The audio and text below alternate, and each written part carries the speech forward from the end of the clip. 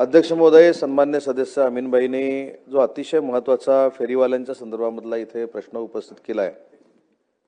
राष्ट्रीय फेरीवाला धोरण केंद्र शासनाने आपल्याला माहिती आहे की 2009 ला आणलं, त्याच्यानंतर 2016 ला महाराष्ट्र राज्याने पथविक्रेता धोरण देखील आणलं आणि त्याच्यानंतर सन्मान्य सदस्यांनी जो या ठिकाणी उल्लेख केला तो 2014 मध्ये आपण फेरीवाल्यांच्या सर्वेसाठी अर्ज मागवले। त्याच्यामध्ये 1,28,443 हे अर्ज आपण वितरित केले। त्याच्यापैकी 99,435 अर्ज हे प्राप्त झाले आणि ते प्राप्त झालेल्या अर्जांमधनं 32,415 फेरीवाले हे पात्र ठरले असं 2014 ला आपल्याला दिसतंय।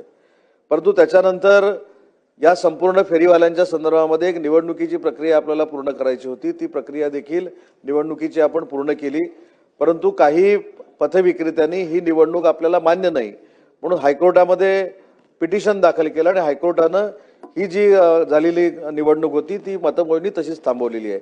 अजूनही ती केस हायकोर्टामध्ये सुरू आहे।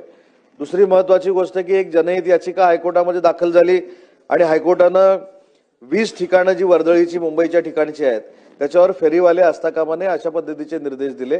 परंतु हा फेरीवाल्यांशी अतिशय निगडीत असलेला प्रश्न आहे, कारण ते देखील सर्वसामान्य कुटुंबातली लोक आहेत। मागच्या महिन्यामध्ये तारीख होती, ती तारीख पुढे गेलेली आहे, परंतु पुढच्या तारखेला ज्येष्ठ वकील उभं करून कशा पद्धतीने फेरीवाल्यांना न्याय देता येईल यासाठी शासन कटिबद्ध राहील।